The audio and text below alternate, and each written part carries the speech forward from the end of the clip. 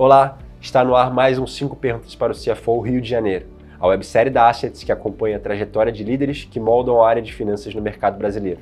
Alex Monteiro, o CFO da NTS, é o nosso convidado de hoje. Neste episódio, o executivo divide suas perspectivas sobre o mercado e aprendizados que marcaram sua carreira. Não deixe de conferir. Comecei minha carreira no setor de mineração e comecei numa empresa num grupo chamado KM e logo depois fui para a Vale. E na Vale acho que eu tive o privilégio de viver o grande boom de commodity, né? E fiquei 21 anos na Vale, passando por áreas diferentes, né? Comecei como auditor interno na Vale, acho que foi um aprendizado excepcional, auditor interno, por ter a oportunidade de ver muito processo, né? De ponta a ponta, de áreas diferentes. Depois migrei para uma área e fiz muito tempo para uma área de negócios, fazendo muito tempo FP&A e estratégia, basicamente planejamento estratégico e FP&A. Logo em seguida fui expatriado para a Noruega e aí foi um aprendizado, eu costumo dizer que foi ali meu período JK, não de realização, mas de aprendizado, né? Eu aprendi em 3 anos, acho que eu tive um aprendizado de 30 quase. E na sequência fui para uma área de M&A e aí também fiquei 5 anos numa área de M&A corporativo ainda na Vale. Depois fui para uma nova expatriação no Canadá, e aí com uma função bem diferente, que foi bem bacana, algo que me tirou de zona de conforto, enfim, uma função de eficiência operacional, governança, numa lógica de preparação da companhia para um IPO, etc. Então foi bastante interessante. E depois de 21 anos decidi fazer uma mudança, uma decisão difícil, mas importante, de setor, né? E aí acabei aceitando um convite para ir para o setor elétrico, na Neoenergia, com uma função ainda de M&A e de RI, mas depois migrando para uma função de tesouraria. E depois, em 2021, acabei aceitando o convite da posição que eu estou atualmente, que é de CFO da NTS, né, um setor novo para mim, apesar de muita similaridade com o setor elétrico, né, mas um setor novo do ponto de vista de regulação, etc. E tem sido, então, nesses últimos 4 anos, bastante intenso, um desafio bastante grande, inclusive, principalmente na área regulatória.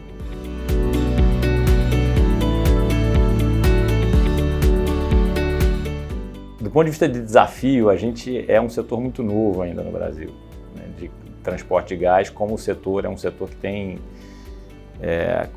privado e organizado como ele está hoje, ele tem aí 8 anos vivendo isso, então a gente tem muito desafio regulatório ainda, a regulação precisa evoluir muito. Tivemos evoluções importantes, como por exemplo a nova lei do gás, que chegou em 2021, fundamentais, então a gente tem avanços importantes, mas ainda precisamos avançar muito para atrair investimento, para criar previsibilidade para o investidor e para aumentar a competitividade, né? Assim, o gás, a gente tem uma oferta de gás muito grande, para você ter uma ideia, a gente teve no último ano e até 2029 a gente vai ter oferta nova de 30 milhões de metros cúbicos, que pode significar, por exemplo, essa oferta nova, a demanda inteira no ano, a depender da hidrologia do setor sudeste do Brasil, da região sudeste do Brasil.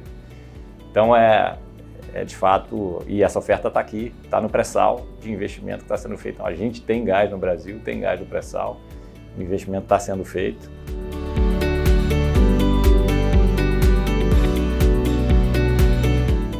Todo o processo de privatização, ele precisa de uma legitimidade, né? De ganhar a legitimidade, né? E como é que se ganha a legitimidade? Você ganha a legitimidade entregando mais eficiência, entregando transparência para a sociedade daquilo que está sendo feito, entregando investimento, mostrando capacidade de investir. Eu acho que isso que vai legitimizando um processo de privatização de um ativo de infraestrutura que é um monopólio natural.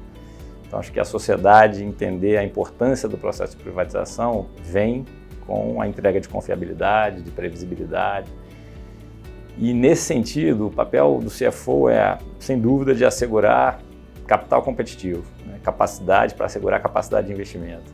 É de trabalhar a eficiência em custo, né? A organização para que a eficiência em custo seja apresentada e se torne realidade, sem ameaçar a confiabilidade do ativo, a confiabilidade da entrega desse ativo. Também é fundamental que o CFO trabalhe para assegurar processos e uma governança que promova a transparência daquilo que está sendo feito. Porque se eu estou no monopólio natural, se eu preciso provar para a sociedade que esse passo de privatização é um passo que vai gerar valor dentro de uma reorganização de um setor crítico para o país, é fundamental que a gente tenha processo de uma governança que assegure essa transparência.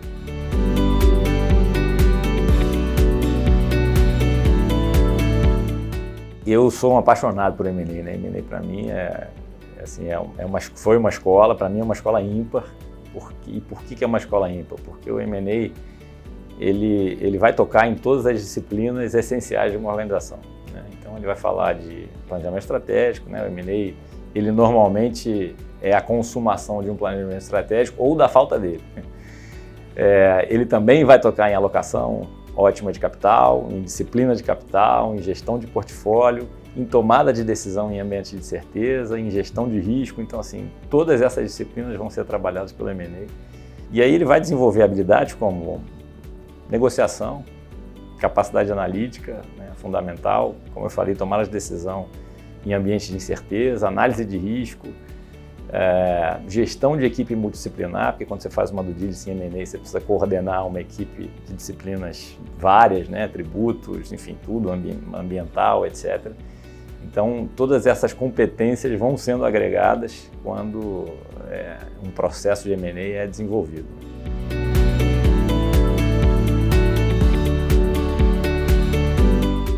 A gente, óbvio que vai sempre buscar um profissional com solidez técnica, né, de experiência, de capacidade de análise, enfim, e as competências técnicas daquela posição que a gente está buscando. E eu diria que são muito mais fáceis de analisar do que as comportamentais, né? E as comportamentais têm um papel muito importante e elas vêm, principalmente, esse sentimento de dono, assim, é fundamental, né, num perfil de um profissional.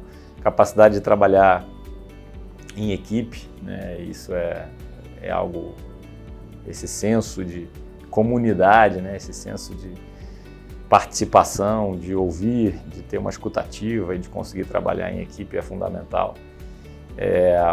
E um profissional que de fato tenha iniciativa, né? Que queira contribuir, que esteja ali para contribuir para a equipe, para contribuir para a empresa, que tome iniciativa, que assuma riscos, que tenha, óbvio, que a senioridade para entender os riscos e os limites que pode navegar na organização e que também consiga se adaptar àquela cultura, àquela organização, porque também não é trivial trazer pessoas de outras culturas e que se adaptem de forma rápida à cultura da organização específica em que a gente trabalha.